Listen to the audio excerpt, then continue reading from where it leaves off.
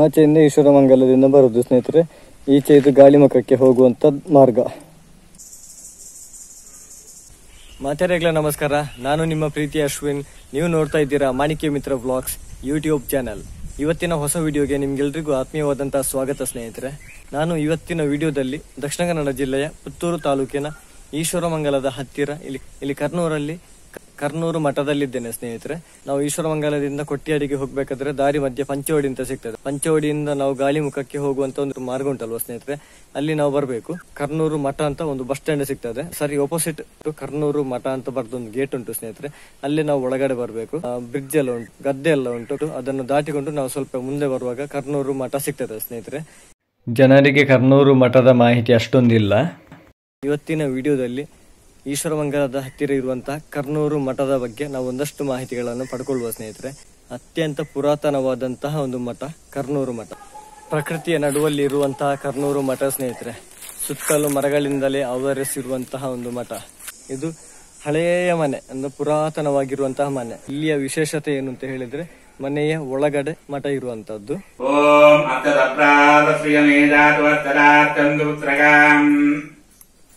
ಓಂ ವನಸ್ಪತಿರಸೋತ್ಪನ್ನ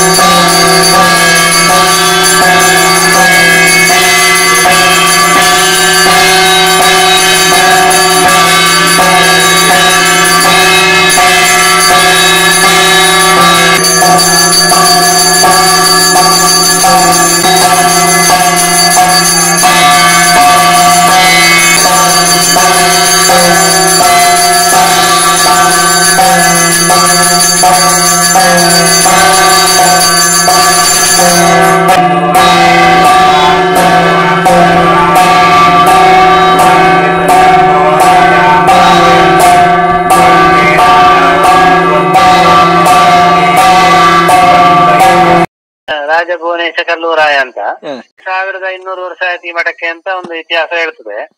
ನಾವು ಕಲ್ಲೂರಾಯರು, ನಮ್ಮ ಪೂರ್ವಜರು ಬ್ರಹ್ಮಾವರ ನೀರಾವರ ಅಂತ ಉಂಟಲ್ಲಿ ಮಹಿಷಾಸುರ ಮರ್ದಿನ ದೇವಸ್ಥಾನದಲ್ಲಿ 8 ಮನೆಯ ಕುಟುಂಬಸ್ಥರು ಪೂಜೆ ಮಾಡ್ತಾ ಇದ್ರು. ಆದ್ರೆ ಒಂದು ಕುಟುಂಬಸ್ಥರು ಅಲ್ಲಿಂದ ವಲಸೆ ಬಂದು ಇಲ್ಲಿ ಈಶ್ವರಮಂಗಲ ಸುತ್ತಮುತ್ತ ನೆಲೆ ನಿಂತರು. ಅದೇ ಕರ್ನೂರು ಮಠದ ಕಲ್ಲೂರಾಯರ ಕುಟುಂಬಕ್ಕೆ ಸೇರಿದ್ದೆ ಇದು ಮಠ ಎಲ್ಲ ಅವರ ವ್ಯಾಪ್ತಿಗೆ ಬಂತದ್ದು. ಕರ್ನೂರು ಮಠ ಎಲ್ಲ. ಅವರೊಂದು ಎಷ್ಟು ವರ್ಷ ಬಂದು? ನಾವು ಬಂದು ಸುಮಾರು ಮಧ್ವಾಚಾರ್ಯಕ್ಕಿಂತ ಪೂರ್ವದಲ್ಲೇ ಇಲ್ಲಿ ಇದ್ದೇವೆ. ನಾವು ಇಲ್ಲಿ ಬಂದು ನೆಲೆ ನಿಂತಾಗ ಇಲ್ಲಿ ಬ್ರಾಹ್ಮಣರು ಇದ್ದಿಲ್ಲ. ಈ ಕಲ್ಲೂರಾಯರನ್ನೆಲ್ಲ ಇಲ್ಲಿ ಮೂಲ ಬ್ರಾಹ್ಮಣರು ಅಂತ ಹೇಳ್ತಾರೆ. ಅಂದ್ರೆ ಆಗಿನ ಕಾಲದಲ್ಲಿ ಯಾರು ಅರಸರು ಆಡ್ತಾ ಇದ್ರ ಅವರು ನಮ್ಮನ್ನು ನೀಲಾವರದಿಂದ ಕರ್ಕೊಂಡು ಬಂದು ಇಲ್ಲಿ ಬೇಕಾದಂತ ಭೂಮಿಯನ್ನೆಲ್ಲ ಕೊಟ್ಟು ನಮ್ಮನಲ್ಲಿ ಕೂತ್ಕೊಳಿಸಿದ್ರು. ಅಲ್ಲಿ ಯಾರು ಅರಸರು ಇದ್ದದ್ದು ನೀಲವರದಲ್ಲಿ? ಅದು ಯಾರ ಅರಸರು ಅಂತ ನಂಗೆ ಆ ಇಸವಿಯೆಲ್ಲ ಹೇಳಲಿಕ್ಕೆ ಅಷ್ಟೊಂದು ಇದಿಲ್ಲ. ಸ್ವಲ್ಪ ಇದನ್ನ ಪುಸ್ತಕವನ್ನ ರೆಫರ್ ಮಾಡಿದ್ರೆ ಗೊತ್ತಿಲ್ಲ ಯಾವ ತುಳುನಾಡು ಮಧ್ಯ ಪರ್ಯಟನೆ ಅಂತ ಹೇಳಿ ಗೊತ್ತಿಲ್ಲ. ಅದು ಅಂದ್ರೆ ಮೂಲತಃ ನಾವು ನೀಲಾವರದಿಂದ ಬಂದವರು. ಸುಮಾರು ಕರ್ನೂರು ಮಠದಿಂದ ಒಂದು 10 ಕಿಲೋಮೀಟರ್ ವ್ಯಾಪ್ತಿಯಲ್ಲಿ ಬ್ರಾಹ್ಮಣರನ್ನೆಲ್ಲ ನಿಂತ್ರಿ ಈ ಕರ್ನೂರು ಮಠದವರು. ಮತ್ತೆ ಅವರಿಗೆ ಒಂದು ಗ್ರಾಮಾಣಿ ಅಂತ ಒಂದು ಬಿರುದನ್ನು ಕೊಟ್ಟು ಹಲವಾರು ದೇವಸ್ಥಾನದ ಆಗು ಹೋಗುಗಳನ್ನ ಅವರ ವಶಕ್ಕೆ ಒಪ್ಪಿಸಿದ್ರು. ಅವಾಗ ಬ್ರಾಹ್ಮಣರು ಇದ್ದಿಲ್ಲಲ್ಲ, ಎಲ್ಲ ಈ ಕಲ್ಲೂರಾಯರ ಇದಕ್ಕೆ ಬಂತು. ಹಾಗೆ ಈ ಮಠ ಕೂಡ ಕಲ್ಲೂರಾಯರ ಇದಕ್ಕೆ ಹಾಗೆ ಮಠ ಕೂಡ ಬಂತು. ಮಠದಲ್ಲಿ ಯಾವಾಗ ಪೂಜೆ ನಿಂತ ಗೊತ್ತಿಲ್ಲ. ಅವಾಗ ಅದರಲ್ಲಿ ಅಚ್ಯುತ ಪ್ರೇಕ್ಷಕ ಆಚಾರ್ಯರು ಅಂತ ಹೇಳಿ ಅವರು ನಮ್ಮ ಕುಟುಂಬಸ್ಥರು. ಅವರು ಮಧ್ವಾಚಾರ್ಯ ಗುರುಗಳು. ಅಚ್ಯುತ ಪ್ರೇಕ್ಷಕ ಆಚಾರ್ಯ ನಮ್ಮ ಕುಟುಂಬಸ್ಥರು. ಅವರು ಈ ಮಠದಲ್ಲಿ ಇದ್ರು, ಕರ್ನೂರು ಮಠದಲ್ಲಿ. ಎಷ್ಟು ವರ್ಷ ಹಿಂದೆ ಮಧ್ವಾಚಾರ್ಯರ ಜನನ ಆಗಿ ಅವರಿಗೊಂದು 6-7 ವರ್ಷ ಆದ ಸಮಯ. ಆ ಸಮಯದಲ್ಲಿ ಇದು ಐವರಲ್ಲಿ ಗುರುಗಳಾಗಿದ್ರು. ಯಾರು? ಅಚ್ಯುತ ಪ್ರಜ್ಜರು. ಮಧ್ವಾಚಾರ್ಯ ದೀಕ್ಷೆ ಕೊಟ್ರು, ಸನ್ಯಾಸ ದೀಕ್ಷೆ ಕೊಟ್ಟಿದ್ದವರು. ಮಧ್ವಾಚಾರ್ಯರು ಅಲ್ಲಿಂದ ಇಲ್ಲಿಗೆ ಬಂದವರು. ಮಧ್ವಾಚಾರ್ಯರು ಅವರು ಉಡುಪಿಯಿಂದ ಇಲ್ಲಿಗೆ ಬಂದು ಇಲ್ಲಿ ಅವರ ಗುರುಗಳೊಟ್ಟಿಗೆ ಒಂದು 2 ವರ್ಷ ಇಲ್ಲಿ ಇದ್ದು, ಮತ್ತೆ ಅವರಿಗೆ 2ನೇ ಮಗು ಆದ ಮೇಲೆ ಅವ್ರ ತಂದೆಗೆ ಇಲ್ಲಿ ದೀಕ್ಷೆ ತಗೊಂಡ್ರು ಅವರು. ಯಾರು? ಮಧ್ವಾಚಾರ್ಯ. ಅವರು ಇಲ್ಲಿ ಬಂದ ತಕ್ಷಣ ಅವರ ತಂದೆ ಕೂಡ ಇಲ್ಲಿ ಓಡಿಕೊಂಡು ಬಂದ್ರು. ಸರಿ ಸರಿ. ಅವರ ಹಿಂದೆನೆ. ಆವಾಗ ಮಂದಿ ಹೇಳಿದ್ರೆ ನೀನು ಸನ್ಯಾಸ ದೀಕ್ಷೆ ತಗೊಳ್ಳುವುದು ಬೇಡ ಅಂತ. ಅವಾಗ ಮಧ್ವಾಚಾರ್ಯ ಮಧ್ಯೆಗೆ ಅವ್ರ ತಂದೆಗೆ ಹೇಳಿದ್ರು, ನೀವು ಇನ್ನು ಯೋಚನೆ ಮಾಡೋದು ಬೇಡ, ನಿಮ್ಗೆ ಇನ್ನೊಂದು ಮಗು ಆದ ಮೇಲೆ ನಾನು ದೀಕ್ಷೆ ತಗೊಳ್ತೇನೆ ಅಂತ ಹೇಳಿ. ಹಾಗೆ ಅವ್ರಿಗೆ ಇನ್ನೊಂದು ಗಂಡು ಮಗು ಆಯ್ತು.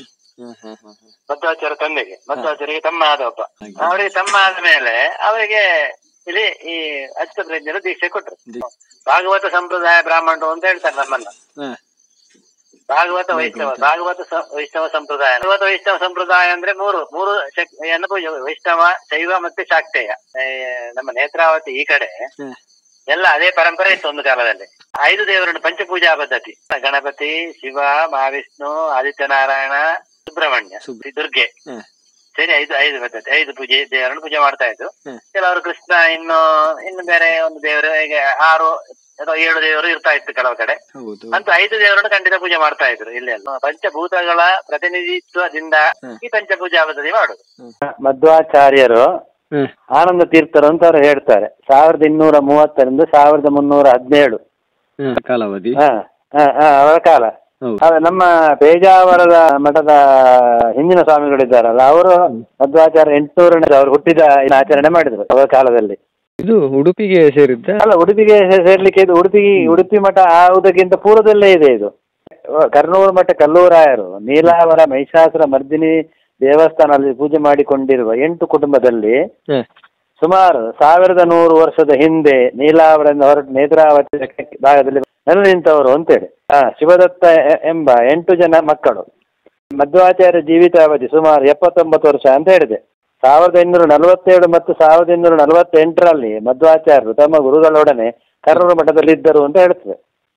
ಹಾಗೆ ಆ ಮಧ್ವಾಚಾರ್ಯರು ಪೂಜಿಸಿಕೊಟ್ಟಂತ ಗೋಪಾಲಕೃಷ್ಣ ಮೂರ್ತಿ ಮಠದಲ್ಲಿ ಉಂಟು. ಮೇಲಿರುವ ಮೂರ್ತಿ ಗೋಪಾಲಕೃಷ್ಣ ಮೂರ್ತಿ.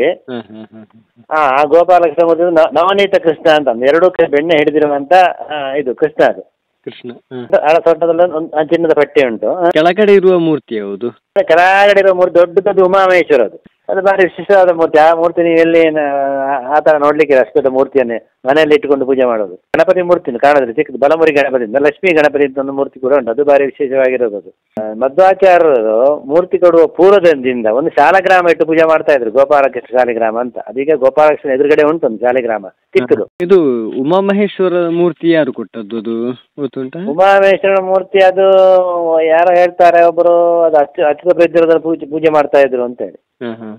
ಅಚ್ಯುತ ಪ್ರಜ್ಞರ ಅಚ್ಯುತ ಪೇಶಕ ಅಂದ್ರೆ ಇವರ ಮಧ್ವಾಚಾರ್ಯ ಗುರುಗಳು, ಅದು ಗುರುಗಳು ಪೂಜೆ ಮಾಡ್ತಾ ಇದ್ದಂತ ಮೂರ್ತಿ ಅಂತ ಹೇಳ್ತಾರೆ. ಅದು ಮತ್ತೆ ಇಲ್ಲಿ ಸಾನ್ನಿಧ್ಯ ಯಾವುದೆಲ್ಲ ಇರುವುದು? 3 ಭೂತಗಳು: ನಂದಿಗೋಣ, ವರ ಚಾಮುಂಡಿ ಮತ್ತೆ ಉಳ್ಳಾಕಳು.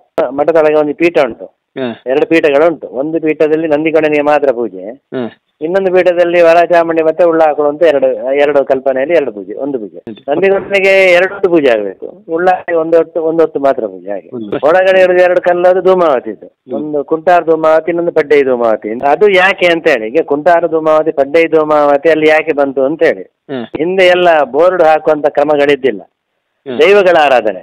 ಹೌದು. ಈಗ ಕುಂಟಾರ ಧೂಮಾವತಿ, ಪಡ್ಡೈ ಧೂಮಾವತಿ ಅದು ಬಳ್ಳಾಳರುಗಳ ಸಂಬಂಧಪಟ್ಟಂತ ಭೂತಗಳದು. ಆದ್ರಿಂದ ಆ ಭೂಮಿ ಬಳ್ಳಾಳರಿಂದ ಬ್ರಹ್ಮಂಡರಿಗೆ ಬಂದಿದೆ. ಅದಕ್ಕೆ ಅವರ ಬಳ್ಳಾಳರುಗಳ ಆಡಳಿತ ಇರುವಾಗ ಆ ಧೂಮಾವತಿಯನ್ನು ಆರಾಧನೆ ಮಾಡ್ತಾ ಇದ್ರು. ಅದರಿಂದ ಅವರ ಜಾಗ ಇದಕ್ಕೆ ಬಿಟ್ಟುಕೊಟ್ಟಿದ್ರಿಂದ ಅವರ ಇದನ್ನು ದೈವಗಳನ್ನು ಇಲ್ಲಿ ಆರಾಧನೆ ಮಾಡ್ತಾ ಇದ್ದಾರೆ ಅಂತ ಹೇಳಿ. ಅದು ಬಳ್ಳಾಳರಿಂದ ಬಂದಂತ ಭೂಮಿ ಅಂತ ಹೇಳಿ. ಕುಂಟಾರ ಅಂದ್ರೆ ಶ್ರೀ ಕ್ಷೇತ್ರ ಕುಂಟಾರು ಅಲ್ಲಿ ಆ ಸೈಡ್ ಇದ್ದಲ್ಲ, ಅದಾ ಧೂಮಾವತಿಗೆ ಹೆಸರು ಕುಂಟಾರ ಧೂಮಾವತಿ ಅಂತ ಹೇಳಿ. ಅಂದ್ರೆ ಕುಂಟಾರಲ್ಲಿ ಕೂಡ ಇವರಿದ್ರು, ಹಿಂದೆ ಬಳ್ಳಾಳ ಅರಸಗಳಿದ್ರು.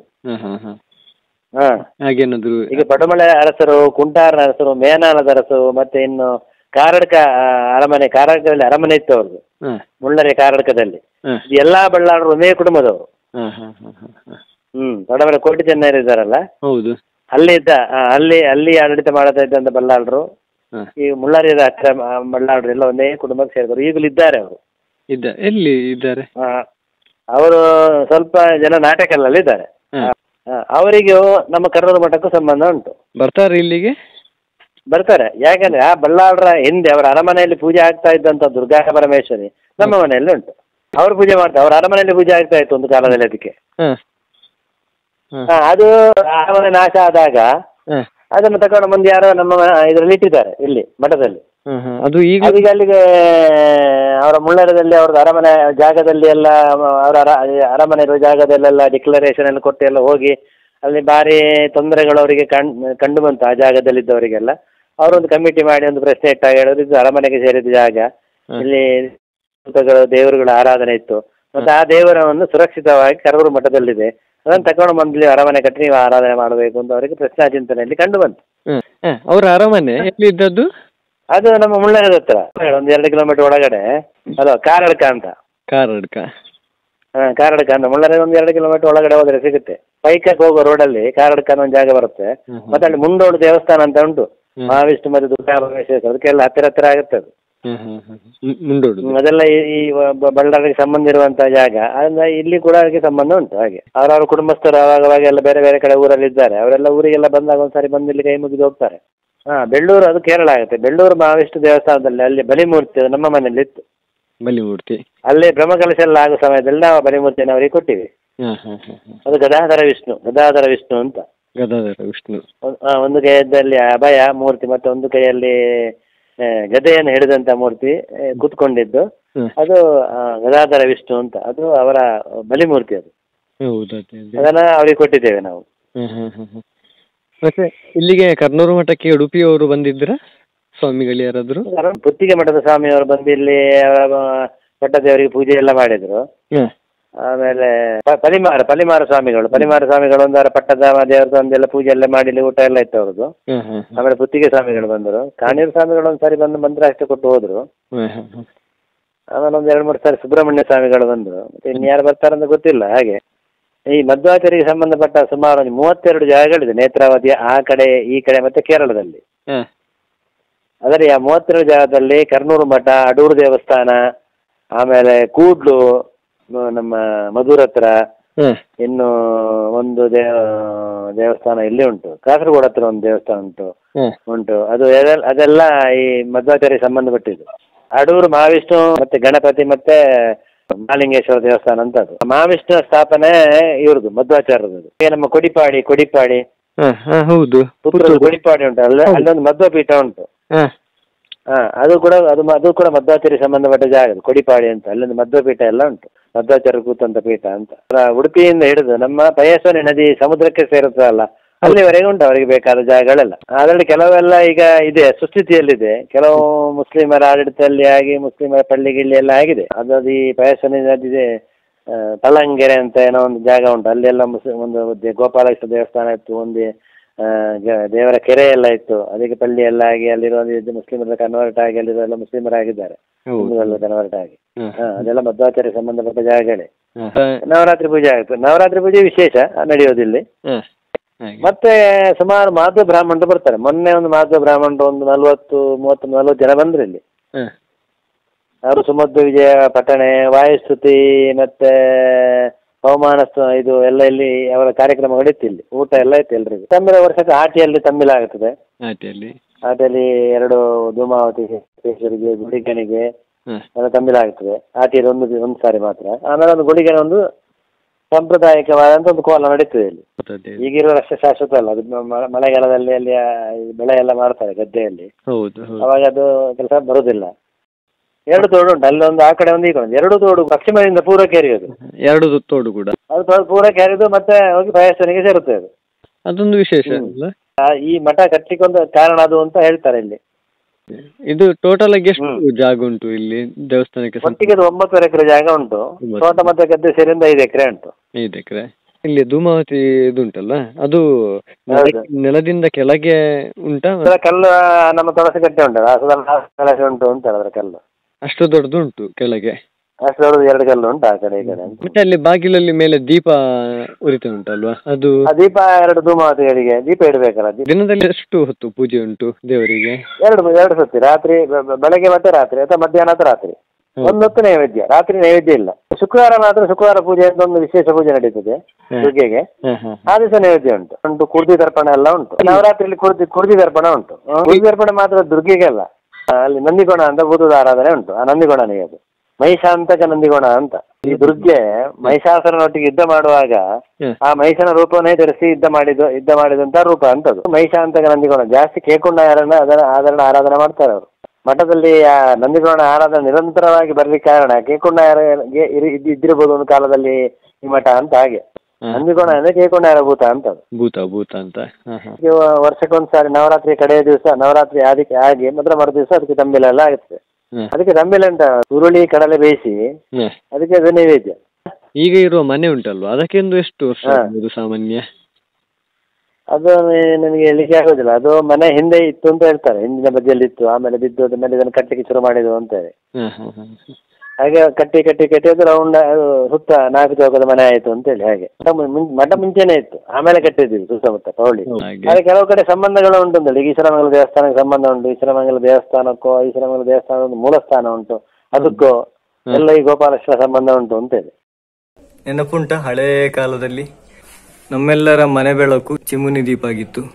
ಗದ್ದೆಯಿಂದ ಡೆಡ್ ಎಂಡ್ ಅಲ್ಲಿಗೆ ಹೋಗುವಾಗ ಅಲ್ಲಿ ಒಂದು ತೋಡು ಸಿಗ್ತದೆ, ಅಲ್ಲಿ ಒಂದು ಮನೆ ಕಾಣ್ತದೆ. ಅಲ್ಲಿ ಟೋಟಲ್ ಆಗಿ 2 ತೋಡು ಉಂಟು. ಹಾಗಾದ್ರೆ ಇವತ್ತಿನ ವಿಡಿಯೋದಲ್ಲಿ ನಾವು ಈಶ್ವರಮಂಗಲದಲ್ಲಿ ಇರುವಂತಹ ಕಾರ್ನೂರು ಮಠದ ಬಗ್ಗೆ ಒಂದಷ್ಟು ಮಾಹಿತಿಗಳನ್ನು ಪಡ್ಕೊಂಡಿದ್ದೇವೆ ಸ್ನೇಹಿತರೆ. ಈ ವಿಡಿಯೋ ನಿಮ್ಗೆಲ್ಲರಿಗೂ ಇಷ್ಟವಾಗಿದ್ರೆ ಸಬ್ಸ್ಕ್ರೈಬ್ ಮಾಡಿ ಸ್ನೇಹಿತರೆ. ಆದಷ್ಟು ಈ ವಿಷಯವನ್ನು, ಈ ಒಂದು ವಿಡಿಯೋವನ್ನು ಶೇರ್ ಮಾಡಿ. ಮುಂದಿನ ವಿಡಿಯೋದಲ್ಲಿ ಸಿಗ್ತೇನೆ.